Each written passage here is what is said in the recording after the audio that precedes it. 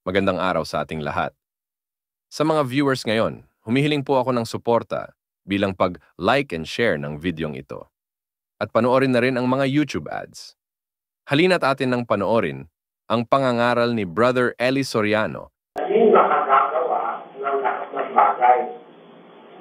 Gaya ng ipinararapan ng iba ay Biblia. Alam nyo, pinararapan ng mga Katoliko, Iglesia ni Manalo, Sintitoka, Seventh-day Adventist, pinararapan nila ang isang bagay na masamahin. Na lahat daw ng bagay magagawa ng Diyos. Kaya ginagamit ko yung salitang parata because it is not reality. It is not really the condition or the character of the God of the Scripture na lahat ng bagay ay makagawa niya. Una-una, wala kang makagawa sa Biblia, lahat ng bagay magagawa niya. May mababasa ka, lahat ng bagay siyang gumawa. Acting, ginawa. Pero wala kang magagawa sa Biblia, lahat ng bagay ay makagawa niya. No? At yung kanyang ginawang lahat ng bagay, ang nakasulat, nakita niya yung kanyang ginawa, narito, napakabuti. Ulo direct sa ulo ng Genesis. Kaya kung nagawa naman ang lahat ng bagay, that means lahat ng existing bagay, whether it be spiritual or material, nagawa niya na yun. Walang nakagawa sa Biblia na bagay, makiras ito. Kaya lamang kung magagawa mo lahat ng bagay. Yun ang paniniwala niyo. Di ba? Pero wala confirmation sa Diyos na magagawa niya ang lahat ng bagay. Otherwise, magkakamali si Pastor eh. Hindi siya pwedeng magsinungaling sabi ng Diyos. Ha?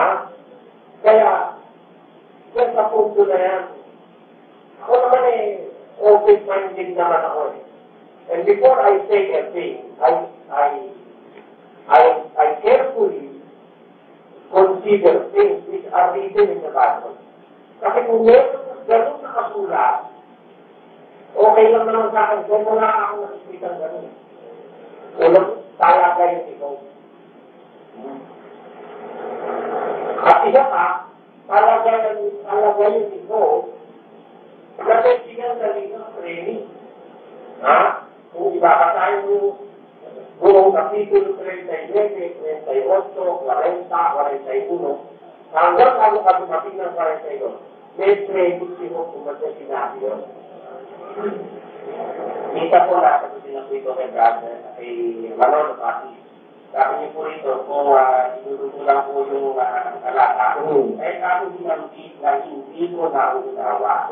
Mga bagay, narotoong kami na sa akin, na hindi ko nalalaman. Ibig sabihin, maaaring pagkamali si Mo sa kanyang palagay dahil pero sa kung ginamit actually, ng sarili niya ito, nandun siya sa pagkahapal.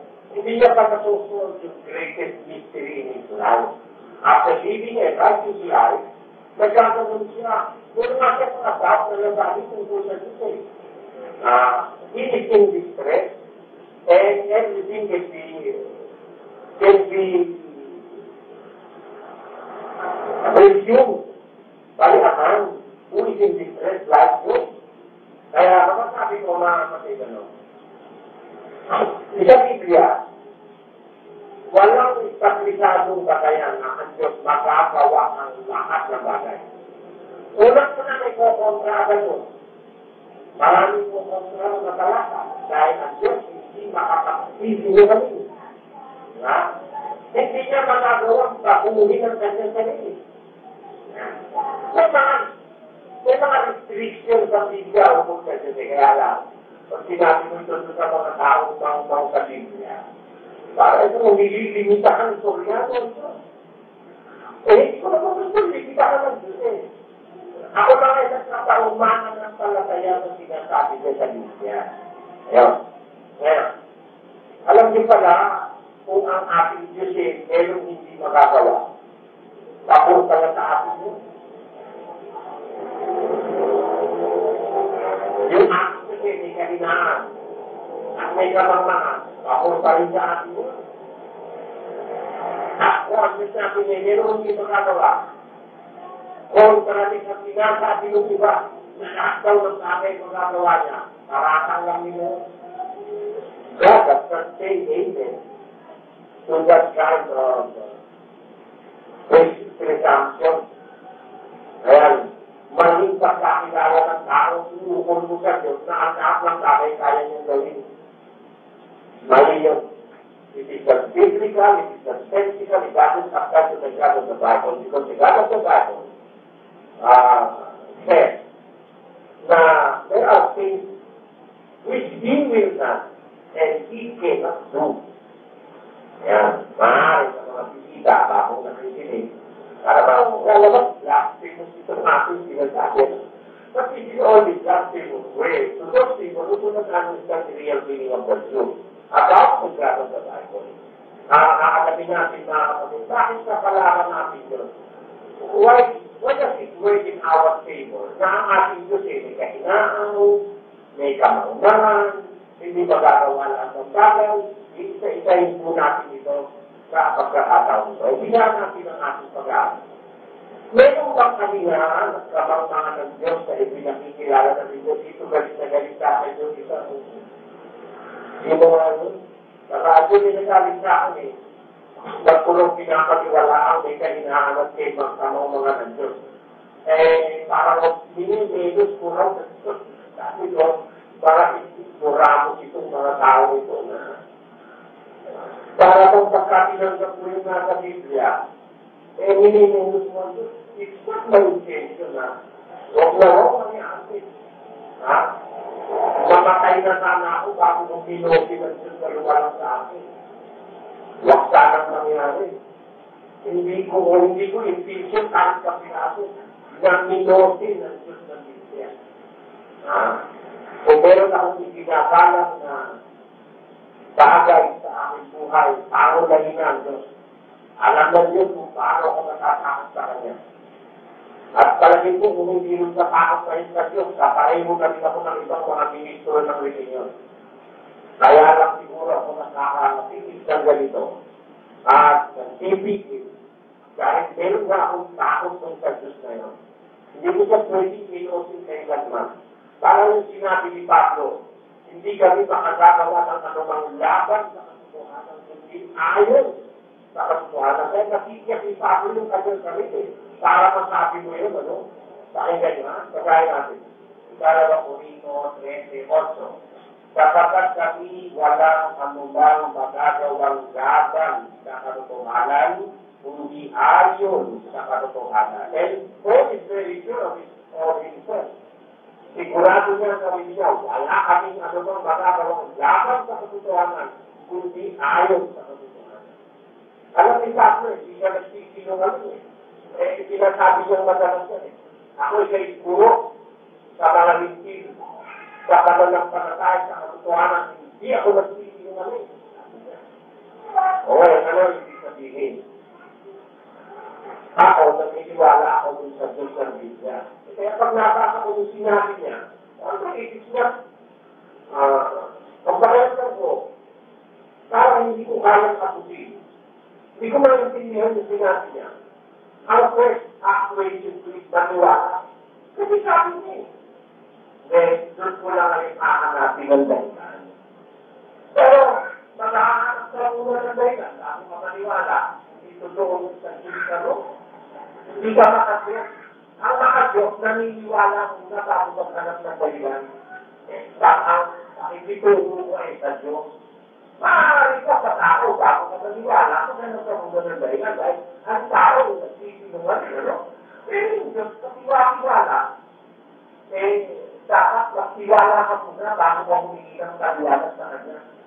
At sawa naman ng Diyos, lahat ng sinukwestiyon ko, masasagot sa isip ko.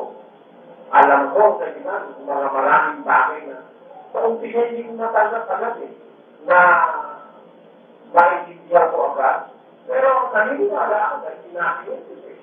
Ito po, mabasa ko yung nasa hospital na pinatigil ng Diyos yung araw. Mas tigil na akong matagal mo. Bago pa lang ako nag-aaral ko ka nung nag-aaral, siguro mga 2 buwan pa lang. Ano ba ako nangyari yun? Tumigil ang araw, tumigil ka ang ibang pamalo. Mga planeta. Ang lumita ako ng komplikasyon ito sa Pilipinas, tumigil ang araw. Ako, yung ibang mga planeta naman yung naandar. Yung ibang mga planeta, ano na ako mangyari ng gulong ako doon? Sa loob-loob ko. At ano nakaka ko? Nasa Biblia. Nasa Biblia. Tumigil. Ano ba ako? Ba't ba ako mag-isip? Balong sa ako. Hindi mo tumigil yung araw. Kasi iwan yun. Hindi ba maandar? Akala ko naman hindi naman maandar ang araw. Talaga naman ang mundo yung maandar. Kaya alam ko, ang mundo tumigil. Parang tumigil ang mundo at maandar naman yung nga. Yung bitin. Ano ako mangyayari? Kung hindi ko naman isip, basta nakasabi ko, naniniwala ako, sinabi ko yun. Basta sinabi ko nyo, pero hindi naman ang kabalyo kung saan Diyos may kahinaan o may kamarmangan. Meron bang kahinaan at kamarmangan ng Diyos na sinasabi ng Biblia? O sinabi niya ang sagot ng Biblia? Baka na, ito'y, para kayo ba, hindi man matanggap, para lang minimay mo ang Diyos. Dapat ito'y, dapat magtanggapin. Ang sabi sa Biblia ganito, dapat ang aming pinangangaral ay ang Kristo na napako sa krus, na sa mga Hudyo ay kasituran, at sa mga Hintil ay kamangmangan. Ang pinangangaral namin Kristo. Yung napako sa krus. Yung ang Kristo pinangangaral natin. Marami kasi Kristo nakilala lagi ng mga Hudyo eh. Diba? Alam niyo ba ang hulugan ng Kristo? Ang Kristo yung pinahiran. Patandaan niyo na, maraming Kristo sa langit ng mundo. Alam ba niyo kung sino? Si David. Pinahiran yun eh. Ha? Tama hindi. Pinahiran ko doon. Pinahiran ko. Pinahiran yun. Sino ko ba? Pinahiran ka? Pinahiran yun. Kaya kung bakit itinignan sa Kristo lang, maraming aaklayan yun eh. May yung anointing. Ikaw na ito, may religion, yung religion, nagkakahilan. Actually, yung 105 ng awit eh, huwag mo ikang gagalawin, ang pinahirat niya ng langit. 105 ba lang? Ang pinahirat. 105. Na sinasabi, huwag mong niyong gagawin ang mga pinahiran ko ng langit. Huwag niyong gagawin. Kung mga pinahiran ko ng langit, huwag niyong gagawa ng masama ang mga propeta ko. Dahil di maraming mga nakahira, maraming anointing. Pero kung may Kristo mo ipinangangaral ng mga apostol, ang Kristo ipinangangaral ng ika namin, ang Kristo na nakakon sa krus. Wala namang iba. Diba? Meron pang nakakasigoso, hindi nakakausap. Pinahiran na siguro, hindi naman nakakausap. Si David pinahiran na anointed, hindi nakakausap. Ang Kristo aming ipinangaral ay ang Kristo na nakakausap. Nakakamalintin ay kapangmangan at sa mga Hudyo ay kasisituran. Dasakwa, ngunit sa kanila, yung Kristo na yun na sa mga Hudyo kasisituran. Yung Kristo na yun na sa mga Hintil ay kamangmangan. Ngunit sa kanila na mga tinawag, yung mga tinawag, iglesia. Bakit nakahudyo o Greko man sila, si Kristo ang kapangyarihan ng Diyos at ang karunungan ng Diyos. Sa mga tinawag, baliktad. Sa mga tagalabas, si Kristo kamangmangan ng Diyos. Si Kristo kapitisuran. Si Kristo ay kamangmangan. Pero sa mga tinawag, kung nasa iglesia, alam niyo naman yung tinawag nasa iglesia yun. Si Kristo ang kapangyarihan ng Diyos at ang karunungan ng Diyos. Ngunit, sapagkat kamangmangan ng Diyos, si Kristo yun, ha? Hindi naman kung kalimutan, si Kristo pa rin ang usapan. Sapagkat ang kamangmangan ng Diyos, na yun ang mga Kristo, kamangmangan para sa mga isin, ay marunong sa mga tao. At ang kalindahan ng sa mga tao, may kamangmangan na, inunpin isang tao eh. Alam niyo, yung umpisa, paratang ng mga husbili na Kristo at itisuran sa mga hindi kay kamangmangan. Pero inunpin isang tao, accepting na si Kristo ay kamangmangan para sa mga hindi. Kasi itisuran para sa mga Diyos. Ngunit sa mga tinawa, si Kristo ang kapangyarihan ng Diyos at ang karunungan ng Diyos. Ang kamangmangan ng Diyos kay Paso na ito galing. Ang kamangmangan ng Diyos. Ngayon na ang Kristo ay lalong marunong sa mga tao. At ang kahinaan ng Diyos ay lalong malakakit sa mga tao. O hindi, ang tinutukoy na Diyos ng Biblia may kamangmangan at may kahinaan. Si Kristo yun. Dahil, maaaring itanong mo, nagkaroon ng kamangmangan mo? Ang Diyos. Bakit kahinaan ng Diyos Kristo? Hindi ba kahinaan ng Kristo? Dahil kay Kristo, na-manifest yung kahinaan ng Diyos. Mahina Diyos yun sa mga patinggan mo. Pagka ang tao nagsisisi, kahinaan ng Kristo magpatawad eh. At gusto ng Diyos naligtas ang tao lahat na kasi yung bugtong niyang anak ay binigay niya para sa palatanin, para matubutan tao. Kaya kung si Kristo man ay nagkakaroon, siya ang representasyon ng weakness o kamangmangan ng Diyos. O ng kahinaan ng Diyos. Kasi dahil sa kanya, magtutupad yung gusto ng Diyos sa kakawalan ng tao. Mas mahinaan gusto sa ganun eh. Hindi siya nakakatiis na ang tao ay gusto maging dapat eh. Kaya hindi niya sa kakawalan. At yan ang naganap dahil kay Kristo.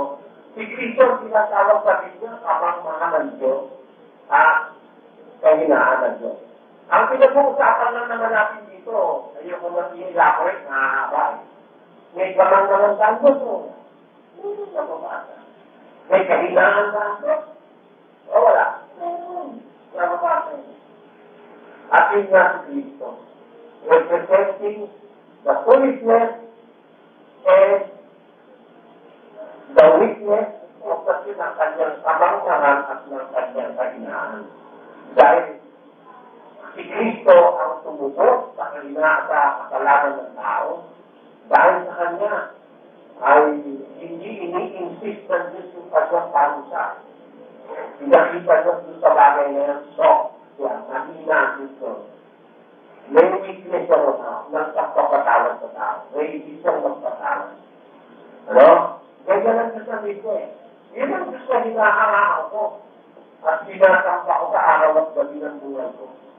Just na responsive to human needs and human predicament. Jesus na maunawain. May kamamahan siya, may kahinaan siya. Si Kristo yun. So, maaari sabihin, bakit si Kristo karunungan ng Diyos sa mga tinawa? At naman talaga si kamamahan. Alam mo kasi si Kristo, may human role niya eh. Meron siyang dalawang kalagayan sa dalawang klase ng tao. Sa Pedro, sinasabi ni San Pedro ang ganito. Ang ganito. Sapagkat ito ang ilalaman ng kasulatan. Yung pala naman ng kasulatan yun. Eto na, hindi ka na matitigaw dito. Binibigyan ko kayo ng giya, mga manggagawa. Everything in man, and you will not find any offense in the word of God. Wala kang kapitituran sa salita ng Diyos. Ito nilalaman ng kasulatan. This is the outline of the Scripture. This is the synopsis of the Scripture. Ano dito? Narito, aking inilalagay sa Diyan ang isang batong pangulo, hira, mahalaga. At ang sumasampalataya sa kanya ay hindi mapapangga. Sa inyo nga ang nananampalataya ay mahalaga. Datapwat sa hindi nananampalataya, ang batong sinakwil na nagsisipag kayo ng bahay, siyang naging kamulo sa panulo. At bato katitikuran at bato na pangbuwan. Sapagkat sila ay nakikiso sa salita, palinghasa ay mga suwain, na dito rin naman sila isinalagay. Sa dalawang tao na eh. Sa sumasampalataya, bakong mahalaga. Ha? Pundasyon, panulot, sigurnes ko, hindi sumasampalataya. Kaya bakong kapitiguran, bakong kabuhay, torko. Kita nyo? Sapagkat sa inyong sumasampalataya namin, yan ay iya mahalaga na hindi sumasampalataya sa bakong kabuhay. Okay? Naintindihan nyo? Iba dalawa ang pinangalang niya ni Kristo dito sa puntong tama. Kaya alam nyo, yung aral na itinuturo natin na sunasampalataya, gusto ba eh? Sa hindi sunasampalataya, sikot ka sikot eh. Alam, sa sunyaro, namakuha na nga yun. So, sabi nga rin kapatid na eh, alisin ko rin kami tao, hindi siya kailangan. Diba? Meron na isang kapatid eh. Kaya hindi mo kaalisin niya. Kaya naman nagtungo sa akin kung saan ginagamit siya. Sabi niya. Dati o, sinasabihan niya yung kasama niya sa tao, sa mga anak mo. Ngayon, hindi ko masabi sa anak ko lang. Dahil pala, hindi yung upunin sa mga demonyong pastor. Tamo. Huwag niya isang kaalisin niya, grabe, hindi pa kibalig niya. Hindi na kayo grabe. Hindi ba tao na ito sulat sa mga. Kasi kaya, si Kristo kasi gano'n eh. Sa sumasampalataya, mahalaga siya. Sa hindi sumasampalataya, kapitiguran siya. Pambuwan pa siya. Kung siya nabubuhay. Hirap naman na ikaw sa Espiritu dahil bawal. Hindi ka aral ang magpakulot ng buhok. Dahil sa putol, magmumukay na ang los yan. Isyo po ay hindi sumasampalataya. Alam mo, kisol-basal niya. Diyos ko. Hindi pa ako lumitin parang kukuha ng bisikletan sila. Lalo na. Alam, ito daw sa aral na tungkol sa pananabi. E mas maraming kung mas magaganda sa kanya, silang palataya mo. Ito na ako dahil. Kaya kayo, huwag nyo ikahibihan ng palataya ninyo. Wala kayong dapat kaya. Kahit kami, mga kapatid. Wala kayong dapat kaya. Nakabisya yun eh. Unang-una, yung pananampalataya nyo, nakabisya din nila. Kabisya ng kapeling mo, kabisya ng iglesia ni Manalo, Protestante, etc.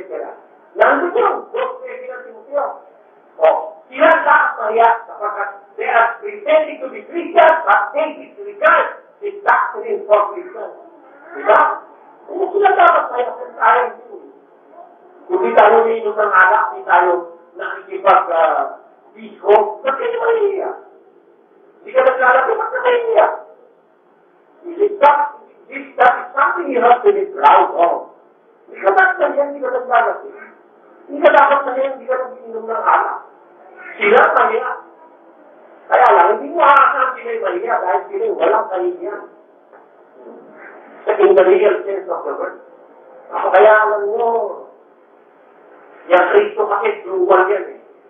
Kung hindi mo ikapagpalatayanan, ikapapahamak mo yan. Yan ka mabubuan sa Kristo. Yan ang aral eh.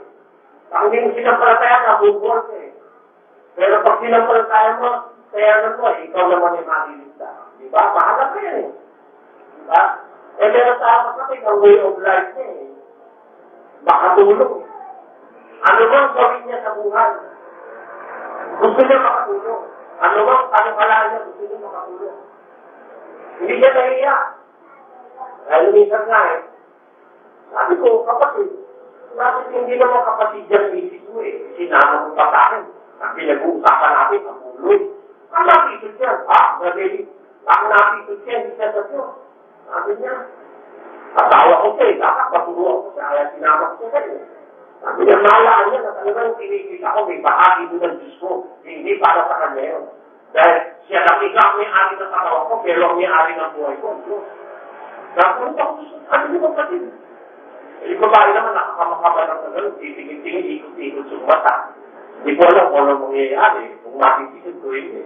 Bakit hindi ka marinig niya, mayroon para sa Diyos, kapatid na hindi po para sa kanya. Dahil may-ari man siya ng katawan ko, hindi naman siya may-ari ng buhay ko. Sabi niya. Magdaka ang pananampalataya ng kapatid yun. Kahit hindi pa kapatid yung may siya, pinaririnig na yung kailangan siya tumulong sa kawan niya. Isinaka ko siya yung sabi ko graduate. Baka ay nasabi niya, pinagbabae ko itong pera, sa harap niya, nakita niya, na gusto ko tumulong sa kawan. Diyan baka mabubat, ngayon ako nakakagkamper niya, gano'n na, nung sabihin ko, nung lalabas na, di ba, parang na kami, di ba ba? Bakit na nila sa kanila? Yung kasawa ay ngayon, walang sa na ba? Anong kaya sa ako? Baka hindi na, kakaulit nila. Dapat yung mga nakakailangan kami tumulong. Ibala ka na. Iba ka? Iba alam niyo may mga gano'n.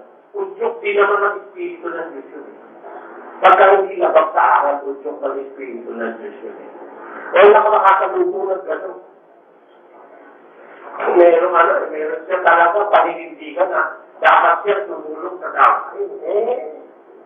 Kaya ako nakita sa sinama, makita niya talaga tumutulong ako. Hindi naman para ipagparangalan. Alam niya sa akong pagkilalaan.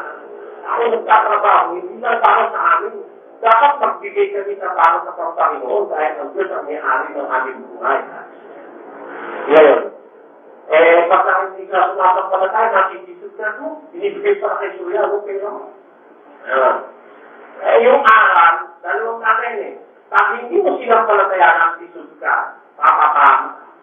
Pagka sinampalataya mo, naliligtas mo, yun ang Kristo. Batong pundasyon at batong tambuhan. Yung Kristo yung aral yun salita ng Kristo, logos yun, yung Kristo, kung hindi mo sinampalataya lang, ikakapaham. Sinampalataya mo, ikaliligtas mo. Kaya, yung Kristo, kakawarihan yun, sa sumasampalataya. Pero, kahinaan yun, sa hindi sumasampalataya. Yung Kristo, ikamungan sa sumasampalataya. Kakawalan naman, hindi sumasampalataya. Kaya tawagin mong kapangmangan, paniniwala ko, sa Diyos pa rin. Kaya, sabi ni Pablo, kapangmangan ng Diyos. Kaya tawagin mong kahinaan, o kapitisuran, sa Diyos pa rin yun. Kapitisuran o kapangmangan sa Diyos. Ay, sa Diyos pa rin. Meron ba sa kapangmangan o kahinaan? Meron o wala? Meron. Ay, pag sinula. Wala. Wala na Kaya hindi pag may sa Diyos, natanggapin natin kung may kahinaan at may kapangmangan. Sinabi ni Pablo, pinumpirman niya na ang kapangmangan ng ating Diyos, mas marunong kaysa sa lahat ng tao. At ang kahinaan ng ating Diyos ay mas malakas kaysa sa lahat ng tao. And we have to accept that because of His word is in the Bible. Ang sabi ng Biblia, mga kapatid, ayun, meron nun. O yan, dapat ba natin i-disregard yun? Dapat ba tayo matisod yun? Sabi ni Pablo, o ni Santiago, o iisip ba ba ninyo na ang kasulatan ay nagsasalita ng walang kabuluhan? Iisip niyo ba ang kasulatan ay nagsasalita ng walang kabuluhan? Ano ibig niyo sabihin? Isinulat siya, balinada? Baliwala? No. Basta isinulat, inspired, at ang nagsulat ay authority, ay dapat ka sumuko dyan. Yan ang pananabi ko sa Biblia. Basta sinulat, may kamangmangan ng Diyos. Naniniwala ako. Sinulat ng Diyos may karinala, naniniwala ako. Wala akong hindi yung kahit kailan na napaglugaan yun, mga kapatid. Kaya nandiyan yan, tanggapin natin, meron nga kamangmangan ng Diyos, meron nga karinaan ng Diyos. Okay, tanong naman natin, meron pa kung hindi naman magagawa ang Diyos? Kaya pag nakasulat, tanggapin natin, meron pa hindi magagawa ang Diyos? Sabi ng Biblia, pakinggan nyo mga kapatid, sa pag-asa sa buhay na walang hanggan, na itinangako ng Diyos na di makapagsisinungaling, buhat pa ng mga panahong walang hanggan. Ako na, ang Diyos pala yung mula ka ng umpisa Hindi umpisa, wala naman kasi siyang umpisa Hindi natin alam pang lugar ng umpisa Sa tao, umpisa, hindi lang natin umpisa buhat pa ng mga panahong walang hanggan, ang sabi ni San Pablo, ang Diyos ay hindi makapagsisinungaling. That is from everlasting to everlasting. kanyang pag-iral, ang kanyang trait, ang kanyang karakter, hindi siya makakapagsinungaling. He is a God who cannot lie. Kaya yung parapat ng Katoliko, masamang paratang yun. Mga tarantado talaga yung nagparatang na yan sa Diyos. O gawad kasi makapangyarihan sa lahat, magagawa niya lahat ng bagay, paratang niya yan. Magagawa, kaya alam nyo, ang Diyos ng Katoliko, magagawa niyang mandoko eh. Magkatulad yung loko ito eh. Pero may nakakarantaw silang pinaniwalang yung keso, ngayon wala na. Nakakarantaw silang tinatakot na mapunta sila sa langit. Ngayon wala ka sa langit. Disadvantage yung Diyos mo, lahat ay magagawa eh. Diba? May disadvantage pagka ang Diyos mo, lahat ay magagawa. Pwede siya magbago. Pwede ka na magsinumaling siya. Pwede ka kanya na dayain ka niya. Delikado ka niya. Delikado, maparami mong kapalaran mo sa ilalim ng isang Diyos na lahat ng bagay kaya niya gawin. Pero ang Diyos ng Biblia, meron hindi magagawa. Hindi makapagsisinungaling. Meron ba tayo prueba? Baka naman nagkamali lang ito, nagsabi dito, baka isang talata lang ito. Pakinggan niyo.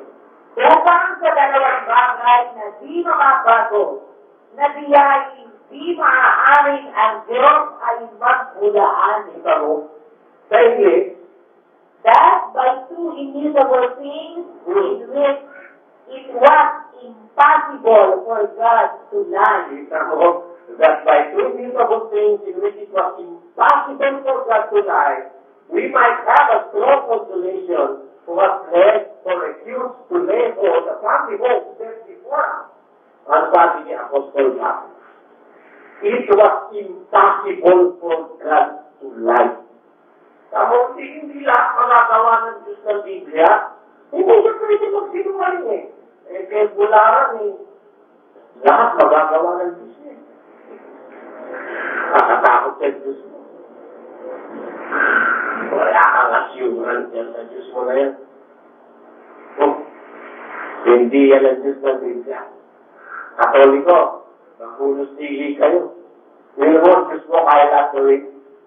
Kasi kamay naman, hindi ito naman. Kung gusto na ka magsinuwalin, ano magagawa ko? Isang taas na nakakasipag ko. Sinabi naman na hindi ko makakaroon kapag sinuwalin. Lalagyan ko palang ng pasukan, wala sa Biblia. Kinilabutan ako yun ha. Kaya palang Diyos niya, Diyos niya paglaruan. Walang respeto yung Diyos mo sa'yo. Pwede kang paglaruan, kung gusto ka pagsinuwalin ka, pagsinuwalin ka, pag gusto kang dayahan ka. Hindi ganun ang Diyos na nakita ko sa Biblia. Napakagaling ng Diyos na nakita ko sa Biblia. Unang-una, after the root of his token, hindi siya pwede magsinungaling. Tapos, it was impossible for us for him to lie. Ibig sabihin, from the past, it was, kaya nakakasing, it was impossible for him to lie. Yung kaya kami naman, hindi siya makapagsisinungaling. Dahil na sa darating pa. Kaya, from everlasting to everlasting. Yung Diyos sa Biblia, mayroong hindi magagawa. Ang isa dyan, yung ibang sinungaling. Ito pa isang hindi niya magagawa. Pakinggan. Ang bawat kaputing kaloob at ang bawat sanggal ng kaloob ay parang buhat sa isaas na lumabaga mula sa Ama ng mga ilaw. Na sa kanya'y walang pagbabago, ni kahit anino man ng pag-iiba. Yan naman ang napakaganda niya. Ang isa pa palang hindi gagawin ng Diyos, yung magbago siya. Hindi siya talo sila. Hindi siya talo sila. Hindi siya makapagbago. Ang kanyang sarili hindi niya binabago. Wala siyang anino man ang pag-iba-iba. Even a shadow of turning. He is a God of principle. He is a God of plain decision. Hindi siya po mapagbago. Ngayon, maaaring putusan tayo dyan, no? Kaya kasi tayo kapansahan niya, nagbago-isip niya. Ha? Hindi. Ang sagot doon, he is a God who acts according to the situation. Nagbago yung tao eh. Ha? Nagbago yung tao eh. Nagsisi. O, hindi siya rin magsisisi. Hindi siya mapagbago. Fair siya. Pag nagpatuloy ka sa pagkatapa, okay ka. Pag hindi ka nagpatuloy, asong pasado ka. Ha? Ganun siya, hindi siya gano'n. Hindi siya mapagbago-bago. Wala siyang anino man ang pag-iba. Hindi sabihin, makakaasa ka sa kanya eh. Ha? Hindi siya mapagbago. Hindi siya, wala siyang anino ng pag-iba-iba. Hindi siya piruin. Ha? Hindi pa kandaan mo makapag-ulat sa tao wala prinsipyo. Ngayon, bukas hindi na. Pero tataka nga, may kasulatan na binabago kayo sinabi. Pero kami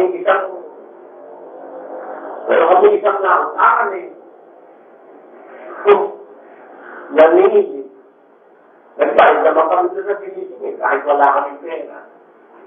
Kaya alam ko ibabawasin eh, doon sa isang utang namin na ang porsyento ay 3% eh. Kadali-dali, doon pala pinawag doon sa 5% eh. Binawag doon sa 3% eh.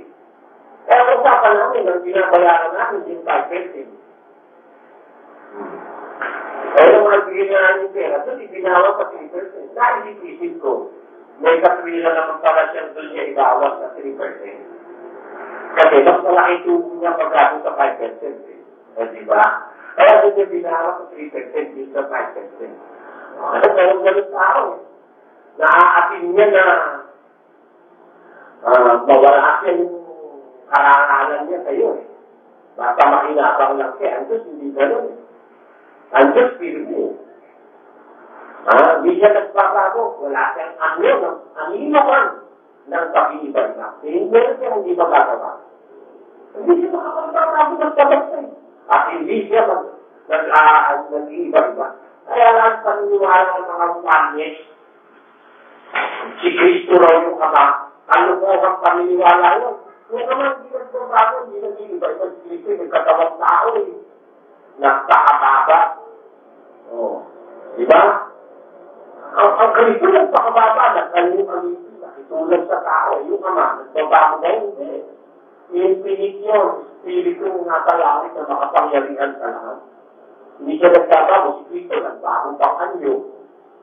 Diba, nasa 17 ng Mateo, nagbagong anyo siya doon sa bundok ng Olivo eh. Diba? Ang naman, hindi nagbabago. Wala siyang anino ng pag-iba-iba. Yan ang dapat natin makita. Ngayon, ano ang malaking kapalaran o napakalaking kapalaran ng mga kaalit sa Iglesia ng Diyos sa pagkakaroon ng Diyos na di makapagbabago ng sarili at di makapagsisinungaling. Meron bang pabor na magagawa sa atin? Ang Diyos natin sa kanyang pagiging firme, hindi siya nagbabago-bago, hindi siya makapagsisinungaling. Meron bang pabor yun? Napakaganda nun. Eto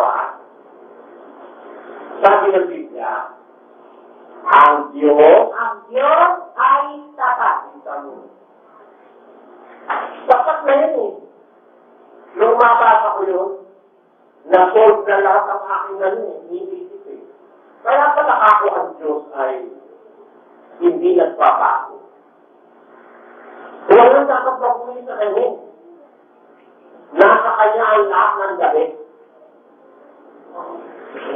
Siya'y tapat. Kapag natiwala ka siya'y tapat, hindi ka nagsisinungaling. At hindi siya makapagsisinungaling. Hindi. Pakinabang mo yun, kapatid. Bakit? Kasi ka man ang maagarapyan mo ka man ang maagarapyan sa kapwa mo tao. May pangako yung Diyos. Ang pangako niya, buhay na wala hanggang. Ang nakti, hanggang wakat maliligtas. Mapalas kayo kung kayo naliburay ng tao. Kung kayo kanilang itakwil. Mapalas kayo kung kayo galing sabi ng Diyos yun eh. May magkakakabas nito. Makakakasa ka sa kanya. Malaki ang ganti sa inyo sa langit. Diba? Tapat siya. Makakasahan mo, tigil-tigil sa lahat. Kung lahat ng aking magagawa niya, nagsigal-nagsi, tapos lumihiling negative. Nagsibilu lang ako doon. Kung dapat makalaman mo. Yun, ako nung nagsi ko, hindi naman itong sabihin ko yun. Sabi si Miguel Santiago, lulong-dagin na ako sa reklamo. Kung namin si Era, hinuli si Era, ano gagawin nyo ngayon? Bakit yung nalulutan? Nagsisigawan ako nyo. Alam! Ayan! Okay, ikaw mo na. Kung gano'n ang ating Diyos, kung hindi nato kalustakan mo, pwede kayang paklaruan, hindi gagawin ng Diyos ko yun. Sino nakikinada? Kung ang Diyos natin, mayroong hindi magagawa. Tayo, hindi niya magkakaroon ng sinungaling kapag siya'y tapat. Pag sinabi niya, totoo, makakasahan ko. Yan ang dapat natin makita. Ang Diyos ng Katoliko, wala kang makakasan eh. Pero mo pinakakapalakit apat na lang taon ngayon, nagbibigay namin. At totoo, alam niyo mga kapatid, life is useless without God. It doesn't mean anything. Umibig ka, nawawala. Inibig ka, umibig ka. No? Yung iniibig mo, pakakamain ng loob mo. Tama? Yung minahal ka, hindi ka pangamalagahan. Nagpalaki ka ng anak kung malaki na, nagagugal ka, kakatayin ka pa. Anong gawa ng tao ang may kapuluhan? Alisin mo Diyos. Meron ba? Ano? The real meaning of life and the real hope in life is God. Bakit? Alam mong after all the hardships, may isang Diyos na hindi nagsisinungaling na nangako na ang kanyang pangako'y buhay na wala. Ano na consolation mo? Yun ang hope na hindi maaamin. Kaya naniniwala ka sa isang Diyos na hindi makapagsisinungaling. Hindi magbibiro. Isang Diyos na totoo. Sinasabi niya yung ginagawa niya. Basta ikaw ay nagbago yun. Bibigyan ka niya ng siya. Di ba? Sino na kinaka? Tayo. Di ba ang kapatid siya ba? Hindi. Gano'n ang Diyos na siya. Alam niyo yung ginawan Diyos na Katoliko, Iglesia ni Manalo sa Manila. Ala ka rin yun sa mundo. Diyos na hindi ka tiwa-tiwala. Pero mo lahat magagawa. Kung hindi mo matala sa pangako. Kung hindi mo magpalit sila, magagawa niya natin. Kaya nonsense yung salita. Lahat magagawa ng Diyos. Nonsense. Nonsense. May mga naninibalan ganyan. Go to him. Makapangyarihan daw sa lahat ng Diyos nila kahit ang gawin, kahit lahat ng gawin. Sabi ko, paniniwala na mga inosente, mga istintinente, mga walang utak, mga gago, mga tanga, mga istubido. Paniniwala yan ang ganyan sa ating mga tanga. Pakatang lang sa Diyos yan. Ang Diyos, hindi niya tinatanggap sila. Na lahat ng bagay, magagawa niya, hindi niya tinatanggap sila. Hindi niya tinatanggap sila. Kasama ko kasama dito yung hindi niya alam ang lahat ng bagay, kaya lang makakasama ito. Maganda yun. Hindi naman niya alam lahat ng bagay. Sabihin, binigyan ka niya ng kapangyarihan eh. You have your own being. You have your own decision. Hindi ka niya pinakikiya naman, kaya hindi niya alam kung tapakat ka o hindi. Nagkakasubo ka, saan ngayon ka lang natapat ka? Pag dumaan ka sa pagsubok. Magiging bakit wala kasi mahulugan ng pagsubok kung alam niya na rin lang kung ano gagawin mo. Amen? Bakit mo, si Huda? Alam niya lang kung gagawin ni Huda. Susubukin pa ba si Huda? Tatawakin pa ba kapustol mo? Panghuli lang mo. Ha? Dahil iba, si Bernardo Santiago, tatawakin pa sa iglesia kung alam ng Diyos na magkakaroon lang mo. Hindi. Alam naman Diyos na gano'n siya. No, magpipili na siya gano'n siya. Pero ang tanong wala kang desisyon, gusto pa na Diyos maligtas ka. Gusto pa na Diyos maligtakas ka. Lahat ang bagay gagawin na Diyos. Alam mo, may participation ng tao eh. Kaya ang tao ilalabol eh. Kasi kung ano lang nakakaalam na lahat ng bagay na pati gagawin mo, how will you be held liable for something that you did not contribute anything in the making? Paano ka magiging liable? It will not be justice for you. It will be injustice. See, it is God who planned everything. He executes everything without your participation. And He will tell you to go to hell. It's injustice. Eh, bakit justice ang Diyos? Kasi, it is your own doing. Hindi ka pinakialaman ng Diyos. Ikaw ang nagdesisyon. Matahanan ka man, ikaw ang may nagagawa, hindi siya. Kaya nga yung paglaya mo. Diba? Alam niyo, yung paniniwala ng mga malalaking tao sa lipunan, illogical. Illogical. Masamang paniniwala sa Diyos. Kaya ang Diyos ng Biblia, hindi magagawa talaga. Tapos ako pa pinagbintang, minimenos ko raw ang Diyos. Walang yung mga pastor ito. Kaya hindi ko minimenos ang Diyos. Pinakikilala ko lang sa sambayan ng Pilipino ang katangian ng Diyos na pinampalataya ng isang napakabuting Diyos. Walang kaming buti. Walang kaming galing. May common sense na paniwalaan ko yung aking Diyos. Hindi siya pwede magsinungaling, takat niya. Makakaasa ka sa kanyang pangako, yung pangako niya. Unang ko ang Diyos 25, buhay na walang hanggan. O yung ibang Diyos. Tama? Yung Diyos lang ng iglesia yung manalo eh. Hindi ka diwatiwala. Alam mo bakit? Nung araw, bawal sa kanila pag-alakas eh. Pwede na. Paano ngayon yung lahat ng namatay na ang kaniwala ay bawal ang alakas?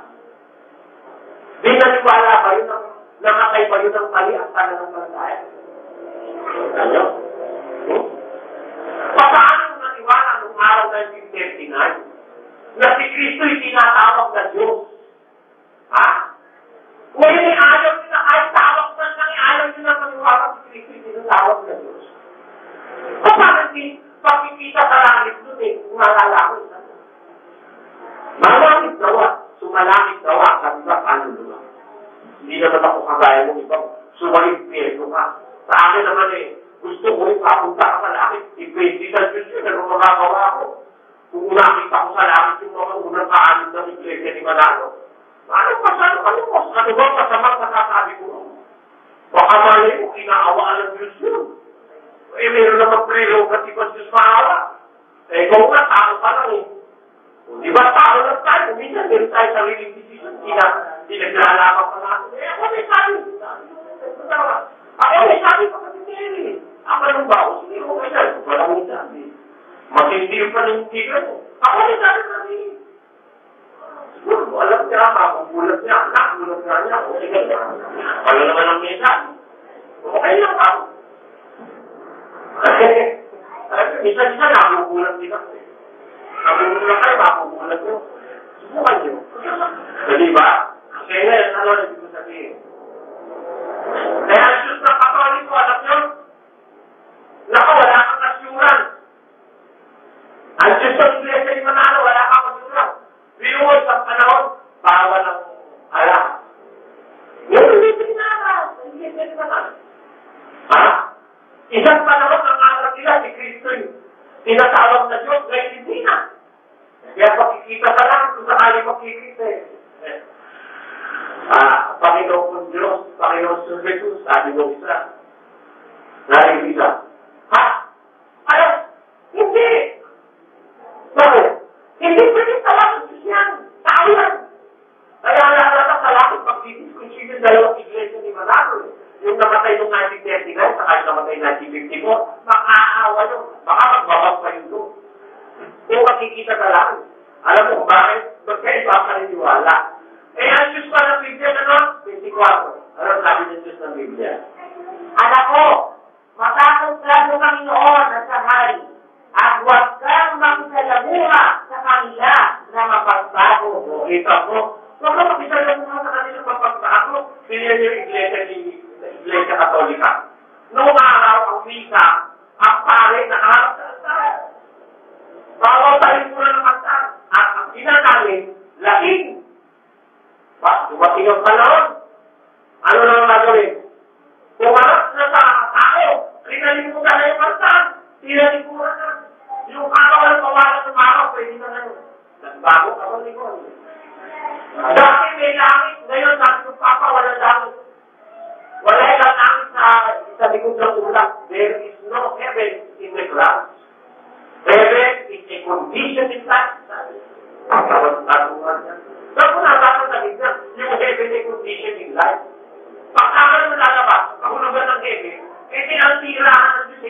definisyon ng isip ko.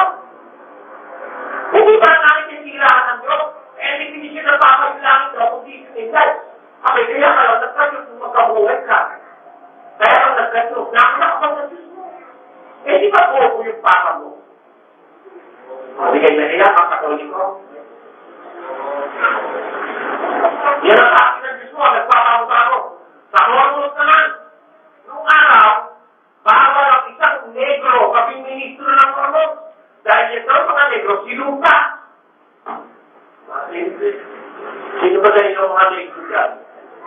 You are under the curse of the God of Hormuz. Ha? Nag-graduate sila, mura-mura.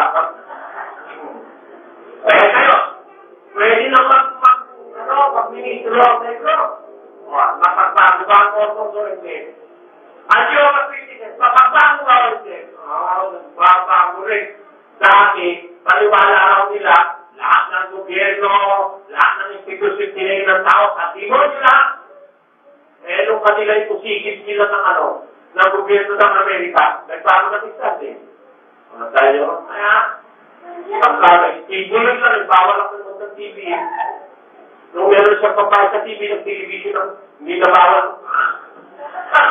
Pagkakagyan ng Diyos nung nakilala, kapag bago, wala kang assurance. Pwede kang binuhin kahit anong oras. Ang Diyos natin, di tayo binuhin. Kahit ikaw ang pinakamaliit na tao sa mundo, ikaw ang pinakahanga, ikaw ang hindi ginagalang ng kapwa-tao, ikaw ang pinakamahirap sa lahat, marunong kumala ang Diyos ng langit sa isang tao may prinsipyo sa buhay. Dahil Diyos siya may prinsipyo, hindi kanya aangin. Ang sinabi niya totoo, gagawin niya yun sa kinauulan. Sa tamang panahon, ganun ang Diyos ng langit, mapagtitiwalaan. Hindi siya nagbabago, hindi siya nagtitinungaling, hindi siya nagtitino. Ngayon, ano ang matibay na mapanghahawakan na ang bawat pinasi ng Diyos na tapat ay magaganap sa kapakinabangan ng sumasamanataya at tumakalima sa Kanya? Meron ba tayo matibay na panghahawakan? Is there a tangible evidence of wow?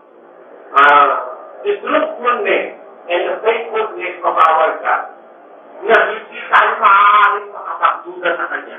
Meron ba? Pakinggan nyo. Bawat salita ng Diyos ay subok. Siya ay kalakas sa kanila na nakakanlog sa Kanya. Kita nyo. Yan ang assurance. Napansin nyo o kayo magkagawa. Tatanungin ko muna kayo na hindi ko pa ipinapaliwanag. Ano yung napansin nyo sa 35 ng kalikaan? May napansin kayo. Eto, pakita ko rin ha. Ito'y napakatibay na garantiyan ito. Napakatibay ito. Na ang Diyos ay ang kanyang sinasabi mapanghahawakan natin siya'y tapat, hindi siya magkapalo sila, hindi siya mapagbago-bago, hindi siya mapagsisinungaling. Yun ang ating assurance ng ating ginagawa yung hindi mawawalan ng kamuluan eh. We have a firm hope in the future. Alam niyo sa inyo, ang bawat salita ng Diyos ay subok. Nakita yung salita, bawat. Ginagarantiyahan ito lahat ng sinabi ng Diyos sa Biblia. Ginagarantiyahan itong talatang ito. Bawat salita ng Diyos. Subok. E di subukan mo kung testa ito. Sige nga, pakita ka ng isang salita ng Diyos na walang katuparan. Meron ba? Iyon nga ang pagtitiwala sa Biblia. Bawat sabihin ng Diyos. Bawat, ha? Pati article. Ha? Pati adjective. Pati period. Pati koma.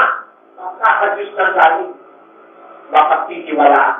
Bawat salita ng Diyos subok. Kalakas siya sa nanganganlog sa Kanya. Ano yun eh? It's a defense. It's a shelter. Ha? It is a bastion na pag nanghalong ka sa salita ng Diyos, makikita mo natutukan yung eventually. Hindi maaaring sa isang panahon matukan lahat. Pero eventually you will see how truthful God is, the God of the Scriptures. Totoo siya. Sinasabi. Wala naman siya sinabing palpakin. Meron naman sinabing palpakan Diyos. Mas pakita kayo. Meron na kumuntesta sa sinabi ng Diyos eh. Lumalabas, sinapaktal laki. Diba? Maraming salamat sa mga nanood at sa mga hindi nag-skip ng mga YouTube ads bilang suporta sa aking channel.